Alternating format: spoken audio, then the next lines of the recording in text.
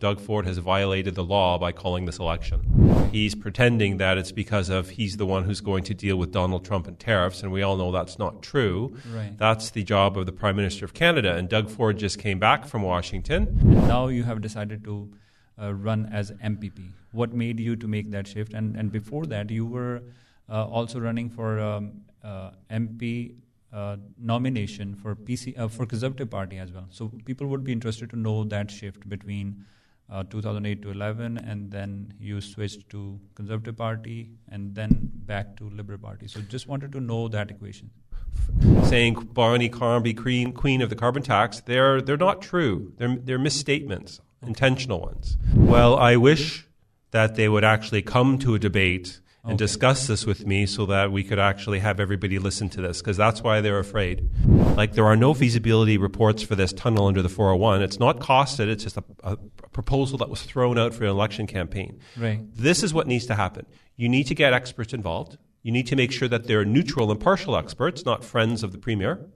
You need to make sure that they provide reports and studies about what's happening now, but also what will happen in the future. Is population going up like it likely will in Brampton? Is it going down like it may go in some northern communities? Right. And then you have to plan so that when you're doing things like infrastructure or hospitals, you are ready when the need is here. Okay. You're not saying, now there's a need, let's do something, and it's going to take 5, 6, 7 years. Okay. So what are the plans suggested by Liberal Party?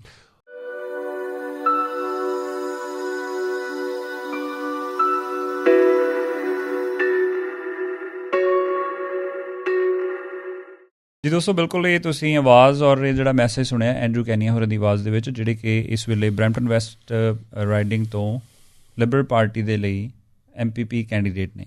So farmer MP ਵੀ ਨੇ। 2008 ਤੋਂ ਲੈ ਕੇ 2011 ਤੱਕ member parliament ਦੇ ਤੌਰ ਦੇ ਉੱਤੇ ਇਹਨਾਂ ਨੇ ਆਪਣੀਆਂ ਸੇਵਾਵਾਂ ਦਿੱਤੀਆਂ ਨੇ।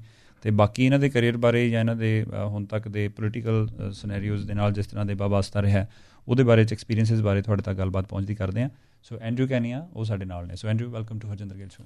ਸਤਿ ਸ਼੍ਰੀ ਅਕਾਲ, ਨਮਸਤੇ, assalamu alaikum, and good afternoon to everyone. Welcome, ਸਤਿ ਸ਼੍ਰੀ ਅਕਾਲ, ਵਾਲੇਕੁਮ ਸਲਾਮ, namaskar.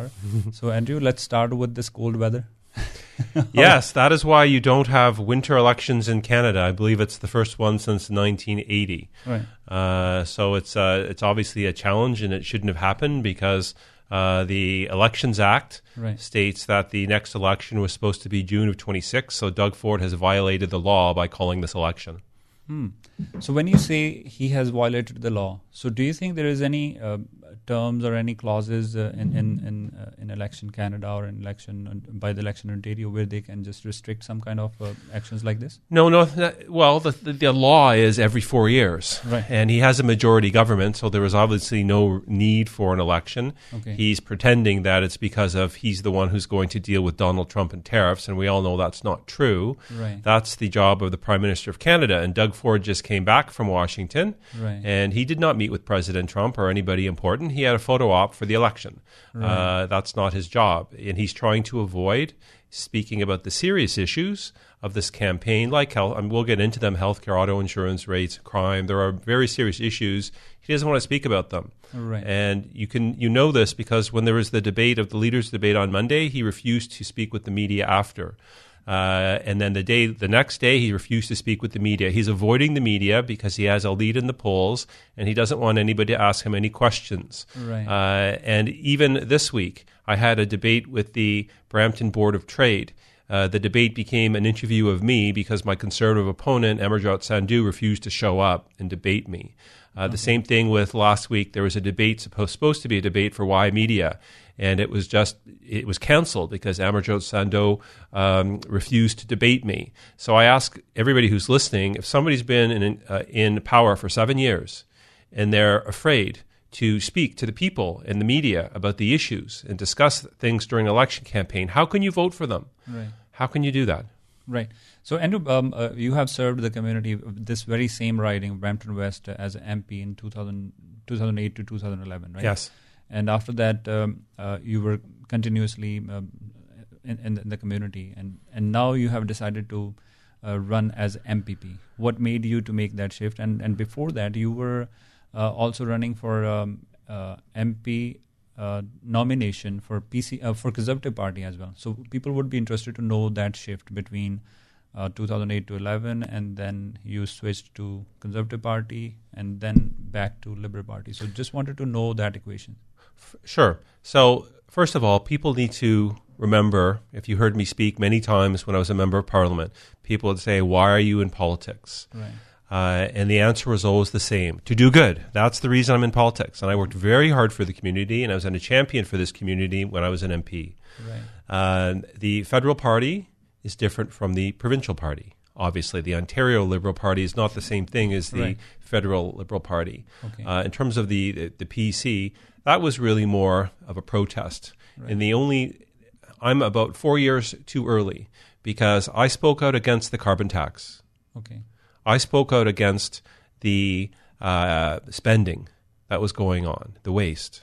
That's all I did. Nothing disrespectful, actually supportive, because I was born a Canadian, not a member of a particular political party. I will always fight for what is right, which is why I knew 4 years ago that people would be hurt by the carbon tax, and I was against it. Okay. I would not be here running again unless I believed in the leader of the party, and I believe in Bonnie Crombie. We were members of Parliament together. Right. She's not in favor of the carbon tax. She's against the carbon tax. So when you see the Doug Ford commercials saying Bonnie Crombie, queen of the carbon tax, they're not true. They're misstatements, intentional ones. Okay. And so I'm here to serve. I'm here to do good. And I'm here to run and become an MPP so that I can help you and your families for very important issues. Because I was very honored to be a member of Parliament, but the issues that a member of Parliament deals with are much different from the issues that a member of provincial Parliament deals with. Right.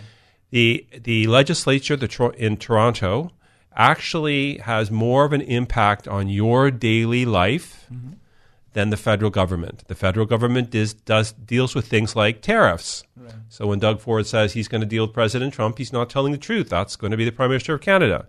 Okay. Or they deal with defense. So provincially, you deal with things like public safety, crime, healthcare, education. Those are all provincial responsibilities. And I want to go through some of these issues, if it's all right, to explain to you exactly why I'm running on these issues. Perfect. Yeah. So public safety. I'm running you'll see an ad shortly where I'm in front of the courthouse in Brampton. Okay. And there's a sign there. It says Ontario. That's because the administration, I'm a lawyer of over 30 years. And you said something, and I want to pick up on that. Even when I was out of politics, people would come to me at my law firm, and I would help them. And I would help so many people for free or give them deep discounts. I never stopped helping the community. It's just that I wasn't running for something. Okay. And I'm running now to go back and do that, to have an SNSA-free legal aid clinic at my constituency office, to fight for the issues at Queen's Park that are important to you. And now I'm going to go through some of them. Right. One, crime. The administration of justice is a provincial responsibility. That means it's the responsibility of the provincial government, Doug Ford, to protect you and your family. Okay. He's failed. In Brampton, as an example, in the last approximate 1 year, and listen to this statistic, home invasions have gone up approximately 350%. You tell me how the provincial government is protecting you when that's happening. Right. And what do you think? What would be the solutions from the Liberal Party? Let's say if the Liberal Party is in the power, so then what are the solutions you or Bonnie Crombie has planned? I will tell you. So first of all, there needs to be more money into policing. Okay. If somebody calls, and I'll tie this with 911 calls. I've heard people calling and saying 911 doesn't pick up or it's busy. You need an immediate response if you're calling 911, and then there have to be enough uniformed police officers on the street so that they're going to get there quickly. Right. Not a 20-minute wait or a 30-minute wait or more, but immediately, so that criminals know that there's a high likelihood that they'll be caught and that will reduce crime. That's one thing. Okay. And are you comfortable with the availability of the resources and the manpower? Do we have enough sources? No, they're underfunded. Right. They're underfunded. The entire region appeal is underfunded. Okay. There's also, I'm going to come back to crime. There's also a pledge that I signed about helping people in appeal for underfunding. I signed it, of course, because people need the assistance. My Conservative opponent refused to sign it. Okay. He's in government. He's had 7 years to help you and your families. And I challenge all of you in a very friendly and respectful way. Think of one thing that my Conservative opponent, Mr. Sandhu, has done to help you or your lives in the last 7 years. Think of anything. Right. Because I can't. And if you can't think of one thing that he's done to help you in the last 7 years, then you should not be re-electing him. And challenge that you can, if I'm elected this time, bring me back here and tell me exactly what I've done between now and the next election, and you're going to hear a list of what I've accomplished for you. I want to discuss, please, you asked me about crime. Putting more police on the street, that's one thing. 911, bail reform, okay? So that repeat offenders are not allowed to go back onto the street. Having more judges. Most criminal cases are dealt with. This is getting highly technical, and I'm sorry for that, but I am a lawyer of over 30 years. But most criminal cases are dealt with in the Ontario Court of Justice. It's the lower court. It's the provincially appointed judges. So the province of Ontario controls most of this. And they're failing on the job. Your families are not protected. This is going to be my number one priority if I am elected, is to go to Queen's Park and protect you and your families.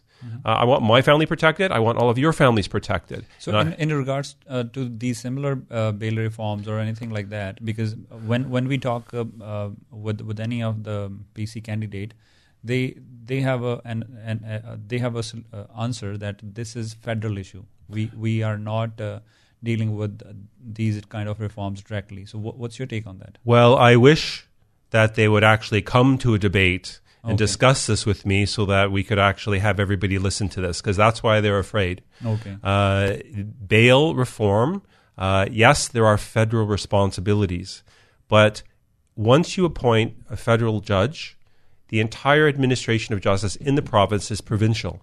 If changes need to be made, for example, to the Criminal Code of Canada, which is federal, it's the job of the provincial attorney general to ensure that happens, so that people are protected. So it is quite true that for some things you need the cooperation of the federal government, but that's not everything, and most things are dealt with through the provincial system. So ultimately, when the PC candidates say that it's federal, what they're really saying is, not my problem. I'm not going to get involved. Probably because I don't say why, but maybe they don't know how to do it. So maybe they're just not qualified. They're just trying to run away from this issue? They're trying to run away because what else could they say? What could they say other than not my problem, when the statistics show, once again, 350... Think about this, 350% increase in home invasions in the last approximate 1 year. Think about that for your families. If I'm elected, that's the number one thing I'm going to do, to try to protect you so that you're safe in your homes. I mean, that's a ridiculous statistic. And after having 7 years to try to do something, that's enough. It's time for a change. They've had their chance to try to protect you, and they failed. Right. And let's talk about the health system now. Yes. So what do you think? What would you be doing differently, whatever is happening right now? Just like crime, health is a provincial responsibility. That's what's under the Constitution. That means the province is entirely responsible for making sure that there are enough doctors, enough hospitals, etc., enough treatments. And they have failed. I want to discuss Brampton. First, I'll note, for the province of Ontario, there are approximately 2.5 million people who don't have a family doctor. I mean, that's not reasonable. There are thousands of people in Brampton that do not have a family doctor. Before the election, in December, this past December. And do you think, do we have enough doctors in Ontario, or what is the challenge? What is the problem? We don't have the doctors, or the willingness is not there? We do not have enough doctors. Okay. And in December of this past year, in my riding of Brampton West, Bonnie Crombie came and she promised within 4 years everyone would have a family doctor, and she made that promise in my riding. Okay, and what is the backup for that plan? So there are a number of things. There's providing incentive. There's increasing the number of residencies. There is trying to assist with internationally trained doctors. Okay. The point, though, so within 4 years? Within 4 years, every person in Ontario will have a family doctor. And you're not going to be waiting to see a doctor, or you can't not have So one. Are we planning to hire doctors from different provinces and the international doctors, or what would be the agenda? There isn't one thing that will only happen. It's a plan of many component parts to ensure that within that period of time, everybody has a doctor. I have my own idea. This is just my idea. So I'm not saying this is approved by the party. But as an example, I've thought about having a website created so that people can actually contact and sign into a website if they don't have a family doctor in a particular geographical location. So we can start matching up and we can start seeing what the need is in certain communities so that we can actually make sure that this happens. Because what's important to me, I am very careful as a lawyer and as a politician. When I make a promise, I keep it. That's my personal motto. When I make a promise, I keep it. When the parties made this promise, I'm not the leader, but the parties made this promise. I intend to do everything I can to make sure it happens. So if I'm elected, first, public safety, crime, Brampton has that problem. Second, healthcare. But the second part of the healthcare we haven't discussed yet. We discussed family doctors. We need to discuss the hospital situation in Brampton. I was at the William Osler Healthcare Centre a couple days ago. I went into the emergency department. Crazy wait times, totally packed. We have one fully functioning hospital in Brampton. Mississauga has 3 fully functioning hospitals. And you may remember Bonnie Crombie was mayor there, and they have 3 fully functioning hospitals. And we in Brampton now have a larger population than Mississauga. We need a minimum, maybe more, a minimum of 3 fully functioning hospitals in Brampton. I will fight for that, full stop. And you can bring me back on any media at any point in the future, and you can ask me, what have you done to help fight for 3 fully functioning hospitals in Brampton? And I will tell you. I will give you an answer, and I will not be afraid to debate anybody in the next election campaign. So for the second hospital, because and every time when we are talking to the PC candidates, they are claiming they are making it sure that in the end of March or in the first week of April, they are going to start the construction of the second hospital. So you don't buy that thought? They have had 7 years to take care of the people of Brampton and begin a second fully functioning hospital. Think about that, 7 years. And when you're planning hospitals or roads or things that take time to build, you have to look into the future. And you may, I just said maybe 30 seconds ago, a minimum of 3 fully functioning hospitals. If you're in government, then you will have access to all the reports about population growth and demographics and the need for hospitals. I want to get my hands on everything and read it so that if, for example, it says that in 10 years, Brampton will need 4 fully functioning hospitals, we have that, and I don't know, but you have to become educated. And what would be the time frame for the third hospital before we talk about the fourth one? So what do you think, when we can start talking about the second I would third? Advocate that Brampton gets that third hospital, that it starts being planned and built as soon as possible. Just think about this logically. Mississauga, once again, Mississauga has 3 fully functioning hospitals, and they have a smaller population than Brampton. How can Brampton not have at least 3 fully functioning hospitals? That means we need it built now.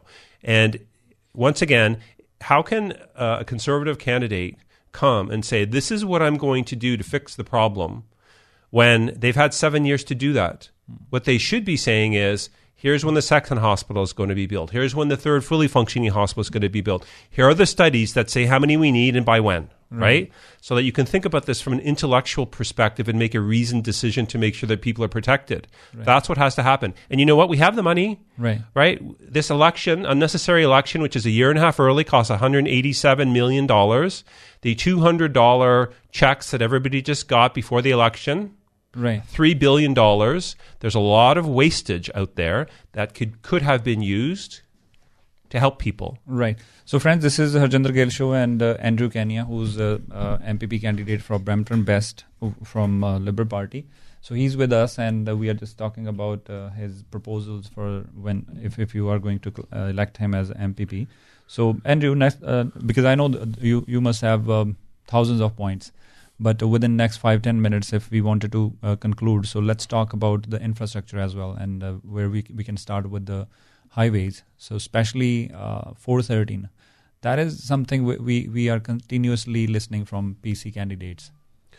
How would you and I will discuss that, and I'm very happy to discuss anything you want, but I want to make sure we have enough time to discuss affordability as well. Okay? Right. Okay. So infrastructure, well, we certainly don't need a tunnel built under the 401. Mm-hmm. We don't need gimmick election promises, but I'll tell you what we do need. We need intelligent discussion and consideration of actual reports. Okay. A politician should not pretend that they know everything about everything on the spot. Right. They should have a plan for how to make decisions that will help the people. Right. If you're in government, then you have, and I know this from being a member of parliament, then you have access to all the reports and studies. Right. So what you need is somebody who will take the time to read and to understand and to listen to people and not tell them with a snap of the finger, this is what we're doing. Like there are no feasibility reports for this tunnel under the 401. It's not costed. It's just a proposal that was thrown out for an election campaign. Right. This is what needs to happen. You need to get experts involved. You need to make sure that they're neutral, impartial experts, not friends of the premier. You need to make sure that they provide reports and studies about what's happening now, but also what will happen in the future. Is population going up like it likely will in Brampton? Is it going down like it may go in some northern communities? Right. And then you have to plan so that when you're doing things like infrastructure or hospitals, you're ready when the need is here. Okay. You're not saying, now there's a need, let's do something, and it's going to take 5, 6, 7 years. Okay. So what are the plans suggested by Liberal Party? Well, I'm telling you right now that when you are spending billions of dollars, it is irresponsible to say, this is my specific plan on a highway. Okay. You need to get all of the information and read. Infrastructure helps the economy. It helps stimulate the economy. It helps the people move. It reduces gridlock if we're talking about highways. So our leader has committed to examining all of that and making intelligent decisions. It's your money. You should want us, of course, to spend it wisely after becoming fully educated. Right. And that means reading and speaking to people and looking at experts and studies and becoming a master of a particular issue like I do when I have a trial case. You become a master of a particular issue and then you make a reasoned decision. Okay. It's the same thing. So the point is, the commitment is to ensure that we are looking into the future to make sure that what is needed happens and happens before it's actually needed so that you're planning properly. Okay, in terms of new highways, especially for 413, the Liberal Party will keep it continue or they're going to pause it? And what is the planning for that? So the 14 is an interesting issue, 413, because lots of people support it, some people don't support it. I personally want to know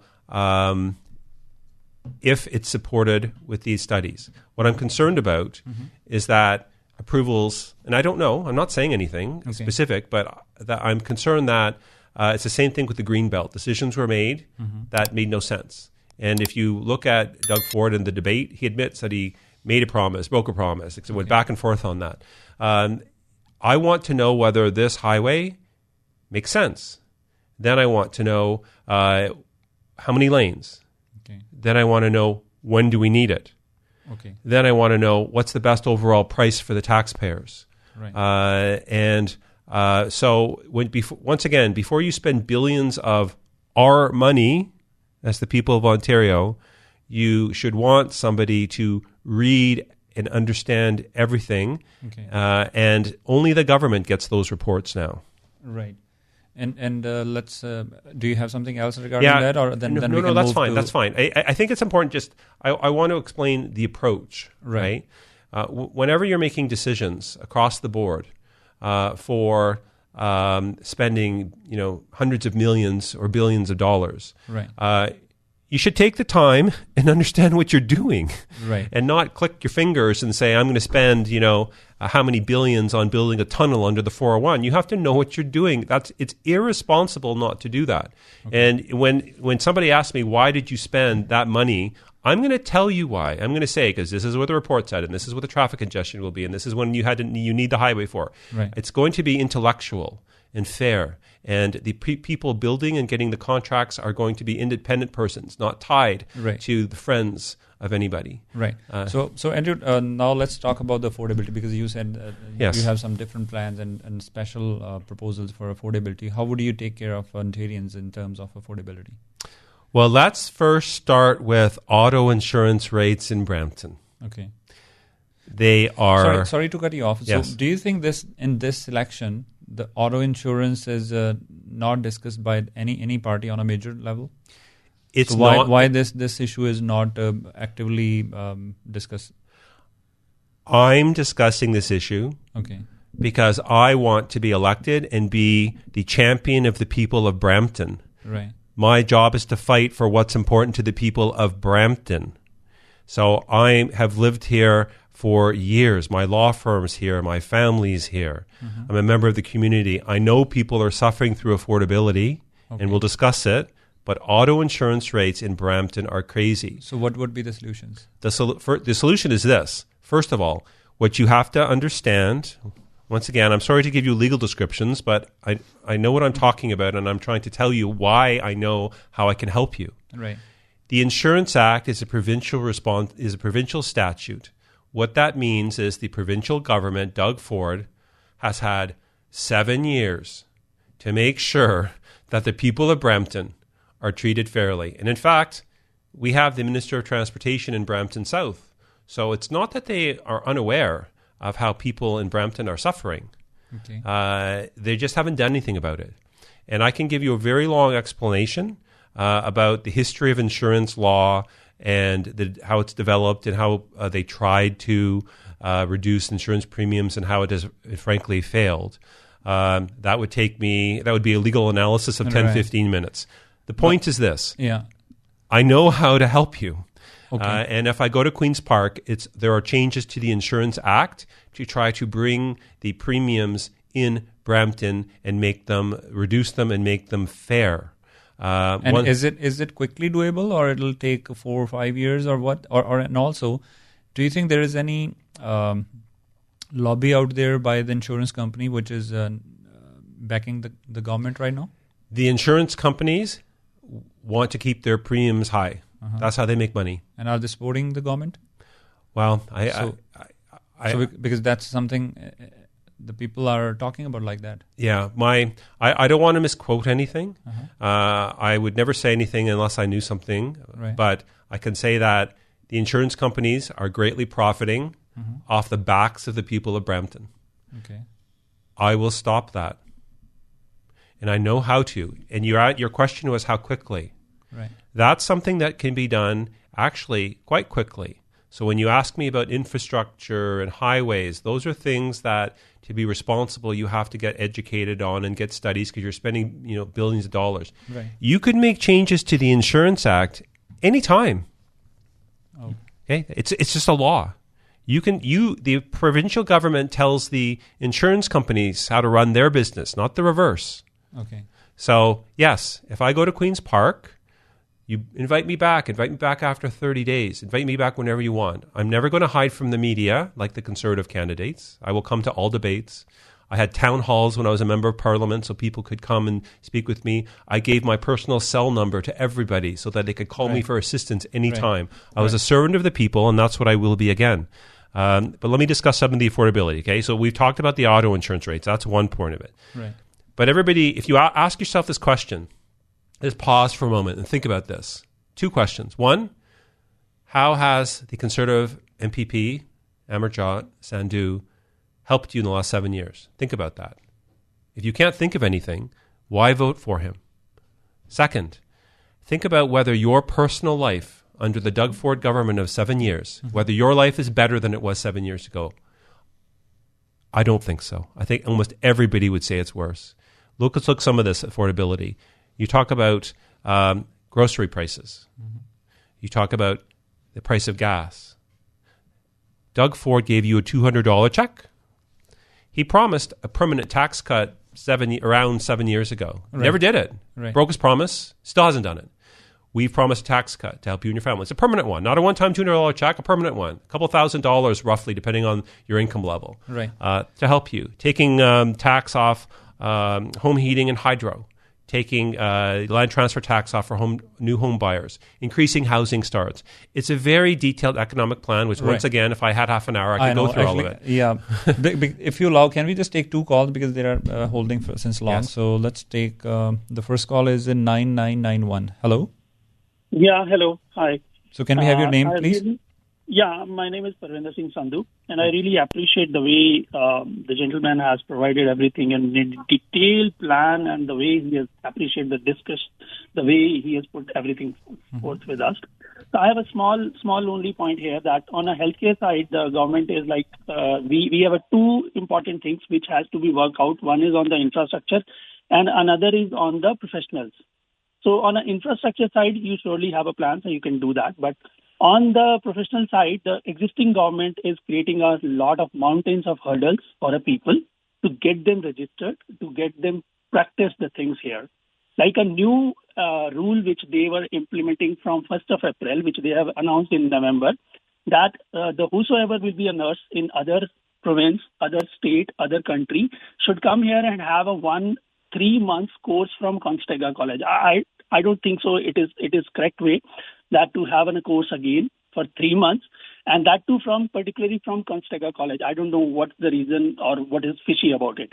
So if the government really want to have that course, why not for 3 weeks? Why not for 1 month only? And why not from their internal agencies like a chief, newcomer centers, or somebody can do it free of cost, or NGOs? That's the only point I want to highlight here. So Andrew, do you think that's something doable? I'm sorry, I had trouble hearing the point. So can you repeat, brother? Yeah. So the point is that the government has made a new rule that a person who is registered in other provinces as a nurse should come here in CNO, in College of Nurses of Ontario, has to do a new course for 3 months from 𝐒𝐿𝐴 College. Okay. So brother, thank you so much. Thank you. So thank you. This is a problem that has continued since back when I was a member of parliament. Okay. Foreign trained professionals. So now what you're talking about is people coming from one province to Ontario who have to essentially requalify even though they've been qualified in another province. So essentially, we need a fair system. There should be equal recognition of qualifications across the country from provincial standards. If there's a particular reason why a particular province is falling down, then of course you can consider that. But there shouldn't be an automatic requirement to requalify, in my view, if you're already practicing in another province in Canada already. Right. And I want to say for foreign-trained healthcare professionals, which includes a lot of Canadians who are in the United States right now, we want them to come back.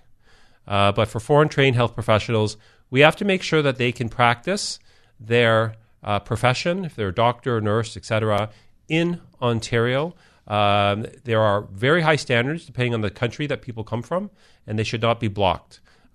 This is something that I frankly was a champion on in terms of this issue when I was an MP, and I had so many people come to me asking for help, and I helped them for these type of foreign trained issues.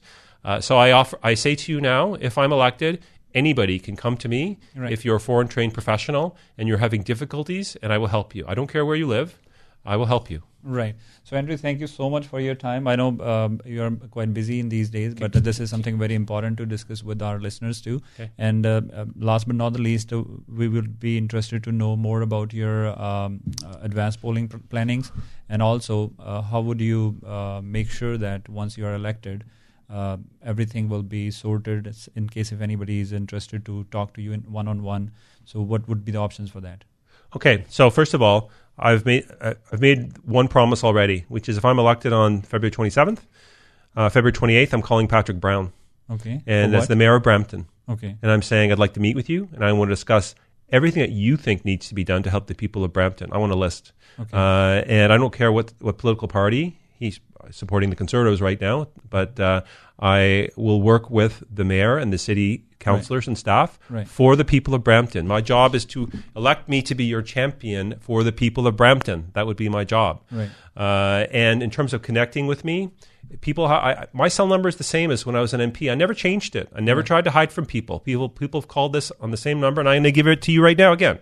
416-388-73 53. I'm elected. You want to speak about something, you want help, you call me. I'm not changing the number. I'm not going to hide from anybody. Right. I'm here to help. And that's my proof. Contact me anytime for that help. Right. Third, we're in advanced polls today and tomorrow from 10 a.m. to 8 p.m. Okay. There are 2 locations, Mount Pleasant Village Community Centre, which is 100 Commuter Drive, Brampton, and 𝐏𝐫𝐶𝐬𝐿 Community Centre, which is 1050 Sandalwood Parkway West. Please bring your friends and family and vote for me. And I want to make an appeal to people. I want to tell people just a 30-second story, if that's all right. Right. So when I was a member of Parliament, many people will remember, and I fought hard, and I was a champion for the community. And I lost the 2011 election, as all the MPs did in Brampton and Mississauga, when Stephen Harper got his majority. The last few days of the election campaign, Jack Layton signs for the NDP went up everywhere. And the NDP vote rose up, and I lost, barely, but I lost. And Harper got a majority government. Mm-hmm. If you look at the polls, if you look at the issues, there's only one party that can stop Ford. That's the Liberal Party.